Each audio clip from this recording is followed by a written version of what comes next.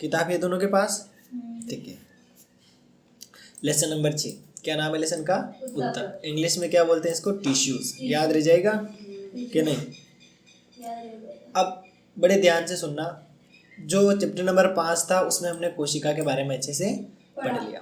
छोटी छोटी जो कोशिकाएं होती है, छोटी छोटी कोशिकाएं, ये कोशिकाएं मिलकर किसका निर्माण करती है? उत्तक का। किसका निर्माण करती है? ये बात अपने दिमाग में फिट हो गई है? ठीक है। अब जो उत्तक होते हैं उनमें अधिकतर कोशिकाएं सेम होती है, सारी कोशिकाएं एक जैसी होती है।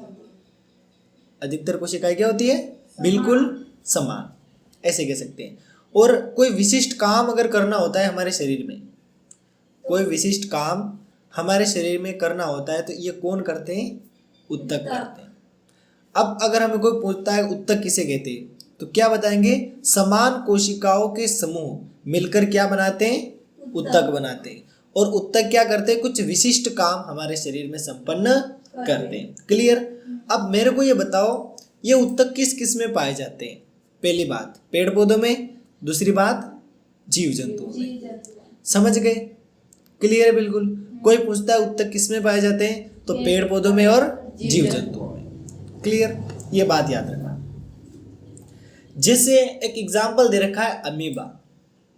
क्या एग्जाम्पल दे रखा है? अमीबा। अब अमीबा में हमने देखा था प्रीवियस क्लास में, इसका तुमने वो भी देखा होगा, चित्र देखा अमीबा का? ऐसा राउंड राउंड शेप स्ट्रक्चर होता है, वो अपना आकार क्या रहता है? बदलता रहता है। अमीबा अपना आकार बदलता है नहीं बदलता है? बदलता है। अब ये बोल रहा है कि ये जो अमीबा होता है इसमें एक कोशिका द्वारा सारा काम हो जाता है। जैसे इसके मतलब गति करना, भोजन खाना और गैसों का विनिमय करना और उत्सर्जन करना, ये सारे काम ये सिर्फ एक कोशिका से कर लेता है। क्लियर? अब कोई दिक्कत किसी को समझने में? ठीक है, ये मतलब अपन देख रहे हैं कि सेल के अकॉर्डिंग किस प्रकार काम हो रहे हैं।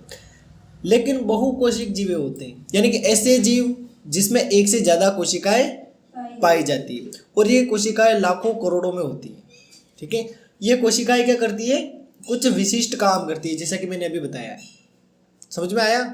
विशिष्ट काम करती है, और इनका जो समूह होता है इसको हम किस नाम से जानते हैं?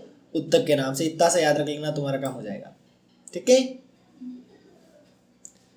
नेक्स्ट, जैसे मनुष्य जो होता है, मनुष्य जैसे हम पेशीय कोशिका की बात कर रहा है। किसकी बात कर रहा है? पेशीय कोशिका। पेशीय कोशिका क्या होती है? फैलती और सिकुड़ती है। क्या होती है? फैलती और सिकुड़ती है। जैसे नॉर्मली फेफड़े होते हैं ना, अपन सांस अंदर भरते हैं फैल जाते हैं, सांस बाहर निकालते हैं सिकुड़ जाते हैं। इसके अलावा हमने अति परासरण और अल्प परासरण दाबी विलयन भी देखा था, उसमें भी ऐसे हो रहा था। कोशिका क्या हो रही थी? फूल रही थी और सिकुड़ रही थी। और क्यों सिकुड़ रही थी? एक ही कारण था, सांद्रता। उच्च सांद्रता और निम्न सांद्रता। जल क्या होता है? निम्न सांद्रता से उच्च सांद्रता या उच्च सांद्रता से निम्न सांद्रता, किसकी तरफ गति करता है? नहीं, उच्च सांद्रता से निम्न सांद्रता की ओर जल क्या करता है? गति करता है। और जल कोशिका के अंदर जा रहा था, तो इसका मतलब ये हुआ कि कोशिका के अंदर जल मतलब सांद्रता क्या है? कम में, और बाहर ज्यादा है, इसीलिए जल कहाँ चला गया? कोशिका के अंदर। अपोजिट में क्या हो रहा था? जल कोशिका से बाहर आ रहा था। तो किसकी सांद्रता अधिक थी? कोशिका की सांद्रता अधिक थी, है ना? अब अपने मन में इमेज बनाओ। देखो, याद रखने का यही तरीका है। एक कोशिका अपने दिमाग में फिट कर लो, राउंड राउंड कोई सी भी। ठीक है, अब कोशिका है और उसको जल में रख रखा है। ठीक है, अब मेरे को बताओ, कोशिका के अंदर निम्न सांद्रता है, क्या है? तो ऐसी कंडीशन में जल अंदर जाएगा ना? अंदर ही जाएगा, क्योंकि हमने क्या पढ़ा है, मतलब कोशिका में जल जो होता है वो क्या करता है? उच्च सांद्रता से निम्न सांद्रता की ओर गमन करता है। यानी बाहर से जल कहाँ जा रहा है? कोशिका के अंदर। इसका मतलब ये हुआ कि जिस तरफ जल जा रहा है उस तरफ क्या है? निम्न सांद्रता। और जिधर से जल मतलब उसका आउटर सोर्स है, जहाँ से निकल रहा है जल, है ना, मतलब बाहर जो भी पात्र है पड़ा हुआ, वहां पर क्या है? उच्च सांद्रता। इसी के कारण हमने दो कंडीशन निकाली थी, अल्प परासरण और अति परासरण। क्लियर? अब मेरे को बताओ, पुराना यहाँ काम आया कि नहीं आया? इसका मतलब पुराना अगर हम ढंग से पढ़ लेते हैं तो नया भी अच्छे से समझ सकते हैं। अक्सर ये होता है कि जुलाई और अगस्त में हम स्कूल जाते ही नहीं, 15-20 दिन नींद निकालते हैं, और मास्टर इतने होशियार हो गए कि जून में ही इसके अलावा अप्रैल में कोर्स करा देते हैं आधे अधूरे, मई में 15 दिन तक क्लासें लगती, उस समय 3-3 4-4 चैप्टर करा देते हैं। करेक्ट बात है। तो उस कारण क्या होता है कि बेसमेंट तो वही था, है ना, इजी लेसन ही वही थे, वही अगर ढंग से नहीं समझे तो फिर आगे के तो हार्ड होते हैं। तो कहने का मतलब ये कि पुराना तुम याद रखो, पुराना याद रखे नया सीखोगे तो तुम्हारे कभी कोई दिक्कत नहीं आएगी। क्लियर? बिल्कुल। अभी बताया, समझ में आ गया सब? ऐसी कोई बात जो समझ नहीं आई? कोशिका के बारे में बात की थी, उसके बाद उत्तकों के बारे में बात की थी। नेक्स्ट, कल हमने बात की थी तंत्रिका कोशिका के बारे में। किसके बारे में? अब तंत्रिका कोशिका जो होती है ये सूचनाओं को पहुंचाती है। क्या करती है? सूचनाओं को पहुंचाती है। कैसे पहुंचाती है भाई? यशमिन समझाओ मेरे को, सूचनाओं को कैसे पहुंचाती है? कल समझाया था बेटा मैंने। कुत्ता पीछे पड़ गया तो भागने लगेगा, तो ये अपना मन जो है ना, ये हाथों को बोलेगा तैयार हो जा, दिल को बोलेगा धड़कन बढ़ा ले, ये कर ले, वो कर ले, भाग। ये कौन कहता है? ये सूचनाएं लेकर जाती है। जितनी ज्यादा होती है उतनी एक्यूरेट और जल्दी सूचना पहुंच जाती है। ठीक है। किसी के बहुत फास्ट कंप्यूटर होता है और किसी के स्लो होता है, काम दोनों ही कर रहे। ठीक है। कोई मित्र वाला जल्दी काम कर लेता है, कोई लेट करता है। तो कहने का मतलब ये काम तो दोनों में ही हो रहे हैं, सूचना दोनों में पहुंच रही है। लेकिन जहां तंत्रिका कोशिकाएं ज्यादा, वहां सूचना और एक्यूरेट और जल्दी पहुंच जाएगी। जहां कम है वहां पे सूचनाएं आराम से पहुंचेगी, धीरे धीरे जाएगी। ठीक है। ये बहुत ही मिली सेकंड का अंतर होता है। जैसे एक और एग्जांपल बताता हूँ। नॉर्मली किसी गर्म चीज को अपन अनजाने में छू लेते तो अपना हाथ कितना जल्दी से हटा लेते हैं। ठीक है। जिसमें न्यूरॉन्स कम है वो भी हटा रहा है ना, और जिसमें ज्यादा है वही हटा रहा है। हटा रहा है कि नहीं हटा रहा है? जैसे अचानक हाथ लग गया ना तो दोनों ही हटा रहे हैं, लेकिन एक बहुत स्पीड से हट जाएगा ना, एक थोड़ी सी प्रोसेस मिली सेकंड में कम हो जाएगी। हाथ तो दोनों ही हटा रहे, और जिसके तंत्रिका कोशिका ज्यादा है उसको वो फास्ट रिस्पॉन्स होगा, और जिसके कम में उसका रिस्पॉन्स थोड़ा सा स्लो हो सकता है। बहुत ही कम डिले होता है, ज़्यादा नहीं होता है। क्लियर? यहाँ तक समझ में आया? तंत्रिका कोशिका क्लियर है तुम्हारे? ये तंत्रिका कोशिकाएं क्या होती है? जुड़ी होती है। जब डिटेल टॉपिक आएगा इसको देखेंगे, है ना। एक बार समझ आएगा फिर नहीं बोलोगे 10वीं में वापस यही टॉपिक। ठीक है। तो अभी अपन इनको क्लियर करते जाएंगे। नेक्स्ट, ब्लड, जो खून जो होता है, रक्त जो होता है, उसकी बात करते हैं। अब रक्त में क्या क्या होता है सुन लेना। एक तो ऑक्सीजन होती है। क्या होती है? ऑक्सीजन, जिसे नॉर्मली अपन सांस लेते हैं। तो ये सांस कहाँ जाती है? अपने फेफड़ों में जाती है। फेफड़ों में होती है कुपिकाएं, 10th में पढ़ोगे डिटेल में, और 8th में भी था मेरे हिसाब से। तो कुपिकाएं जो होती है ये क्या करती है? ब्लड में ऑक्सीजन को इनपुट करती है और CO2 को आउटपुट करती है। क्लियर? आ गया समझ में? किसको नहीं आया? यशमीत क्लियर है? बिल्कुल। क्या बताया अभी मैंने? हैं? रक्त के बारे में बताया। तो अब रक्त में ऑक्सीजन कैसे मिलती है अभी बताया मैंने। अच्छा, बिल्कुल इजी है। देख, सांस ले रहे अपन, सांस ली, हवा गई अंदर, फेफड़ों में गई, फेफड़ों में होती है कुपिकाएं। कुपिकाएं क्या करती है? ऑक्सीजन को एब्जॉर्ब करती है। क्या करती है? एब्जॉर्ब। और क्या करती है? CO2 को बाहर। ब्लड और वो चीज़ें वहीं पर कॉम्बिनेशन उनका होता है। तो वो जो ऑक्सीजन होती है वो वहीं से क्या हो जाती है? अपने ब्लड में मिक्स हो जाती है। बाकी नॉर्मली अपन ऐसे हर कहीं से नहीं ले सकते, ले नस काटो और ऑक्सीजन डालो, यहाँ से नहीं डाल सकते, नॉट पॉसिबल। ठीक है। सारी प्रोसेस से काम होता है। नेक्स्ट, भोजन। भोजन का हमें पता ही है, पाचन हो जाता है, और पाचन होने के बाद ये ब्लड में मिल जाता है। अगला है हार्मोन। अगला क्या है? हार्मोन। हार्मोन भी ब्लड के थ्रू इधर उधर जा सकते हैं। अपशिष्ट पदार्थ जो होते हैं इनको भी बाहर निकालने का काम कौन करता है? ब्लड ही करता है। ठीक है। फिल्ट्रेशन होता है नहीं होता है? ब्लड का फिल्टर होता है। किडनी के बारे में सुना है? किडनी यही तो काम करती है ना, ब्लड में से अपशिष्ट पदार्थों को बाहर निकालने का काम करती है ना। ब्लड का फिल्ट्रेशन ऐसे होता है। इसके अलावा बहुत सी कोशिकाएं होती है, जैसे पौधों में कुछ कोशिकाएं होती है जो क्या करती है? भोजन का परिवहन करती है, और कुछ किसका परिवहन करती है? पानी का। ये मैंने तुम्हें समझाया था। ठीक है, समझाया था, मतलब तुम्हारे एग्जाम में समझाया था, है ना, बता दिया था। इसे आइडियल समझ जाते हैं बच्चे, और जो तो बिल्कुल रठेड़ है वो तो नहीं समझ सकते। वो देख रहे हैं क्या बता रहे, सब कुछ समझ ही नहीं आया। अब मेरे से नहीं पढ़े हुए तो उनको कैसे आएगा? सही है ना। अगर पेड़ पौधे को तुम देख रहे हो हरे भरे तुम्हें दिखते हैं, ठीक है, तो एक तो अपन पानी डालते हैं, पानी पी जाते हैं। दूसरा, मिट्टी से भी पोषक तत्वों को वे क्या कर लेते हैं, और किसकी उपस्थिति में खाना बनाते हैं? प्रकाश की उपस्थिति में क्या करते हैं, खाना बनाते हैं। ठीक है, ऑक्सीजन को क्या करते हैं, रिलीज करते हैं और CO2 को एब्जॉर्ब कर लेते हैं। तो ये प्रोसेस तो हमें पता ही है। तो इस तरीके से एक तो दो चीजें इंपॉर्टेंट है, पहला क्या है बताओ, पानी को खींचना, दूसरा क्या है बताओ, भोजन का सप्लाई देना सभी जगह। क्लियर, ये काम पौधों में भी होता है। बहुत माइनर चीजें, बच्चे ध्यान नहीं देते इस पर। हाँ, आगे आएगा, पढ़ेंगे डिटेल में। अब बहुकोशिक जो जीव होते हैं, कौन से जीव, बहुकोशिक, यानी जिसमें एक से ज्यादा कोशिकाएं पाई जाती है, उनमें श्रम विभाजन का काम पाया जाता है। कौन सा काम, श्रम। आपस में काम बांट दिए जाते हैं, भाई तेरा ये काम, तेरा ये काम, कोशिकाओं के ग्रुप बना लिए जाते हैं और वो ये काम कर लेते हैं।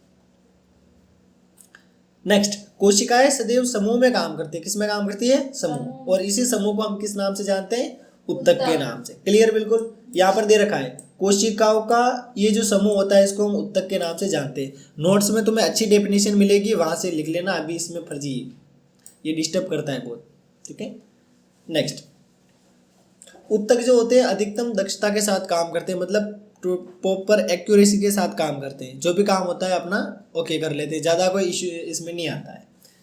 इसके साथ ही ये एक विशिष्ट क्रम में व्यवस्थित होते हैं। ठीक है, जैसे ब्लड हो गया, ब्लड भी क्या है, एक तरल संयोजी उत्तक है ना। सबसे ज़्यादा इंपॉर्टेंट प्रश्न है, रक्त क्या है, एक तरल संयोजी उत्तक, यानी लिक्विड के फॉर्म में। उत्तक तो है लेकिन कौन से फॉर्म में, लिक्विड के फॉर्म में, याद रह जाएगा। नेक्स्ट, फ्लोएम और पेशी उत्तक भी ऐसे हो सकते हैं, और ये क्या करते हैं, ग्रुप में काम करते हैं। यहाँ तक क्लियर है तुम्हारे? देखो, एक चीज उत्तक से संबंधित है, याद रखना इंपॉर्टेंट है। ऐसी कोशिकाएं जो आकृति में एक समान होती है, आकृति में एक समान होती है, और कोई भी कार्य होता है उसको एक साथ संपन्न करती है। किसी कार्य को एक साथ संपन्न करती है, उससे क्या बन जाता है, एक उत्तक बन जाता है। ये बात मैंने 3 या 4 बार समझा दी है। इसको तुम अपने हिसाब से लिख सकते हो, नहीं तो नोट्स में मैं बिल्कुल सिंपल लाइन लिख दूंगा, उसके हिसाब से लिख सकते हो। ठीक है, हाँ, कहने का मतलब ये है कि कुछ कोशिकाएं एक जैसी होती है, एक समान होती है, आकार एक जैसा होता है, या बिल्कुल फोटोकॉपी होती है। ठीक है, ग्रुप में काम करती है। किस में काम करती है, ग्रुप में काम करती है। तो इन समूह को हम किसके नाम से जानते हैं, उत्तक के नाम से। एक बात को इसने 10 तरीके से समझा रखा है, मैं नोट्स में एक ही तरीके से समझा दूंगा। क्लियर, यहाँ तक समझ गए बेटा? नेक्स्ट देखो, क्या पौधे और जंतु एक ही तरह के उत्तकों से बने होते हैं क्या? नहीं, अंतर होता है। जाइलम फ्लोएम में हमें तो नहीं होते भाई, ये तो मेरे को पता है। अब उत्तक की संरचनाओं की बात करें तो उत्तक की संरचनाएं क्या होती है, अलग अलग प्रकार के होते हैं। ठीक है, और कहीं कहीं समान भी अक्सर में, इनके वर्क भी सेम देखने को मिलते हैं। ठीक है, जैसे भोजन का परिवहन अपन में होता है और पौधों में होता है, लेकिन उत्तक दोनों के लिए अलग अलग होते हैं। क्लियर, जैसे यहाँ पे इसने एक एग्जाम्पल दे रखा है, पौधे स्थिर होते हैं, बिल्कुल गति नहीं करते हैं, और उन्हें सीधा खड़ा रहना होता है। तो मतलब उनको स्टेबल रखने के लिए उस उत्तकों की जरूरत उसमें होगी। अगर पौधे वाले उत्तक किसी आदमी में लगा देंगे तो वो साला मर जाएगा, खड़ा खड़े जाए तो जाएगा, है ना। दौड़ने को चलने को करेगा, वो उत्तक बोलेगा नहीं तू स्टेबल रहने के लिए स्थिर रहे, यही खड़ा रहे। तो अंतर तो पाया जाता है, नॉर्मली पता चल रहा है। क्लियर, इसमें आ गया समझ में? नहीं आया? बहुत ईजी है। पेड़ पौधे, दूसरा अपन। ठीक है, पेड़ पौधे और अपन दोनों में समान उत्तक हो सकते हैं क्या? नहीं ना, क्योंकि पौधे में जो उत्तक होते हैं वो उसको स्टेबल रखने के लिए होते हैं। आंधी तूफान बारिश कुछ भी हो उसमें वो क्या रखते हैं, उसको स्टेबल, मजबूती प्रदान करते हैं। अगर वो उत्तक हमारे अंदर होते तो क्या होता, हम भी मजबूती प्रदान हो जाती, हमें एक जगह स्टेबल हो जाते। लेकिन अपन तो आज मेले में गए, आज वहाँ गए, तो अपन तो स्टेबल रह नहीं सकते ना। इसीलिए सिंपल सी बात पता चल रही है कि उत्तक दोनों में अंतर होते हैं, अलग अलग होते हैं। ठीक है, पौधों में उत्तक अलग कार्यों के लिए होते हैं और हम में उत्तक अलग कार्यों के लिए होते हैं। क्लियर, बिल्कुल यहाँ तक समझ में आ गया? तो सहारा प्रदान करने वाले उत्तक अधिकतर पौधों में पाए जाते हैं, और ये बनते हैं मृत कोशिकाओं से। कौन सी कोशिकाओं से? मृत कोशिकाओं से। जैसे तुमने देखा होगा विभिन्न प्रकार के पेड़ पौधे होते हैं, उनकी जो छाल होती है उसको अपन मतलब ऐसे निर्जीव जैसी लगती है, बिल्कुल आराम से उसको अपन क्या कर सकते हैं, तोड़ सकते हैं, ऐसे कुछ कर सकते हैं। ठीक है, इसके अलावा जंतुओं की यदि हम बात करें तो जंतुओं में अधिकांश उत्तक क्या होते हैं? जीवित होते हैं। क्या होते हैं? जीवित। सबसे बड़ा डिफरेंस हमारे सामने आ रहा है, ये आ रहा है कि जो पेड़ पौधे होते हैं उसमें अधिकांश उत्तक मृत होते हैं, जबकि जीवों में या जो भी मनुष्य होते हैं या जो भी जीव जंतु होते हैं उसमें अधिकांश उत्तक क्या होते हैं? जीवित होते हैं। सबसे बड़ा अंतर याद रखना, ये जिसने लिख दिया उसको नंबर मिल जाएंगे। सरल है कठिन है?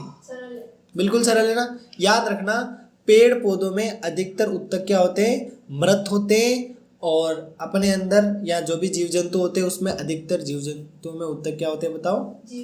जीवित। रह जाएगा याद। इसको घर पे वापस पढ़ोगे ना तभी तुम्हें याद रहेगा।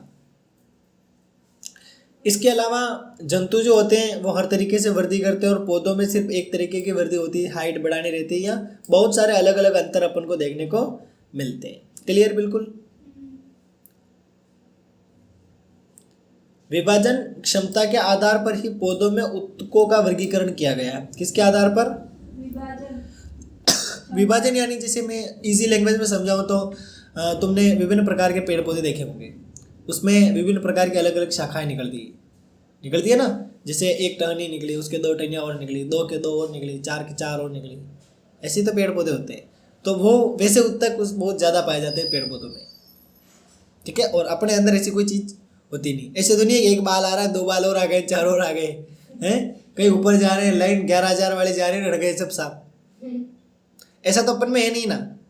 तो इसका मतलब एक ही बात हमारे सामने आ रही है कि दोनों में विभिन्नता पाई जाती है, समानता नहीं होती। काम भले सेम हो सकते हैं, भोजन का परिवहन वही कर रहे हैं, हम करते हैं, लेकिन उत्तकों की विभिन्नता होती है।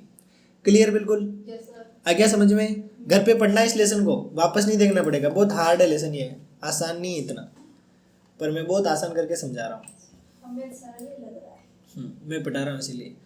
वृद्धि और विभजोतक उत्तक और स्थायी उत्तक है ना, 2 टाइप बता रहा है। ठीक है। विभाजन के आधार पर कितने उत्तक बता रहा है? 2। अब मैं प्रश्न 2 तरीके से बना सकता हूँ। ठीक है। पौधे की विभाजन क्षमता के अनुसार उसमें कितने प्रकार के उत्तक पाए जाते हैं? तो क्या उत्तर बताओगे? पहला बताओगे विभजोतक उत्तक, और दूसरा क्या बताओगे? स्थायी उत्तक। समझ गए? पहला क्या है? विभजोतक उत्तक, और दूसरा क्या है? स्थायी उत्तक। विभजोतक उत्तक को वृद्धि उत्तक के नाम से भी जानते हैं। ठीक है। जिसे अभी बताया ना, वृद्धि हो रही थी ना पौधे में, 2 शाखाएं 4 शाखाएं, और इधर वृद्धि बोलो या विभजोतक बोलो एक ही बात है। जंतु जो होते हैं उसमें कोशिका वृद्धि अधिक एक रूप होती है, अतः जंतुओं में विभाज्य अथवा अविभाज्य क्षेत्रों की कोई निश्चित सीमा नहीं होती है। अंगों और अंग तंत्रों का संरचनात्मक संगठन जटिल पौधों की अपेक्षा जंतुओं में अति विशिष्ट और सीमित होता है। यानी संरचनात्मक संगठन की बात कर रहा है। ठीक है। अंगों का या अंग तंत्रों का जो संरचनात्मक यानी इनका जो स्ट्रक्चर होता है उसकी बात कर रहा है ना। संरचना यानी क्या होता है इंग्लिश में? स्ट्रक्चर। पौधों की अपेक्षा जंतुओं में जटिल होता है, या विशिष्ट होता है, या ऐसे सीमित होता है, इसे कह सकते हैं लिमिटेड। ठीक है। क्लियर? बिल्कुल। ये ज़्यादा कुछ काम का है नहीं है, और कोई दिख रहा है तो मैं बता देता हूँ। ठीक है। पादप उत्तक हम कल पढ़ेंगे। आज शुरुआत हो चुकी है तो अब इसका निपटा देंगे। कल टाइम पर आना, ताकि क्या करें अपन इस लेसन को अधिकांश खींच ले। ठीक है। फिर नोट्स की क्लास अगले, फिर अगला, और फिर इसके बाद तुरंत मैथ्स स्टार्ट कर देंगे वापस। एग्जाम आ रहे तो उसके कारण ठीक रहेगा। ठीक है। ये लेसन ओके कर लेते हैं। 6 और 7। हाँ, तो ये लेसन आपको कर लेते हैं, फिर मैथ्स का पढ़ लेते हैं अपन। ठीक है। और इंग्लिश में कुछ टॉपिक में तुम्हें देता रहूँगा, साथ साथ में तुम कंप्लीट करना। ठीक है। क्लास वर्क की कॉपी में वर्क करके लाना। क्लियर? बिल्कुल। यस। यहाँ तक कंप्लीट है अपना, बाकी का अपन पढ़ेंगे कल।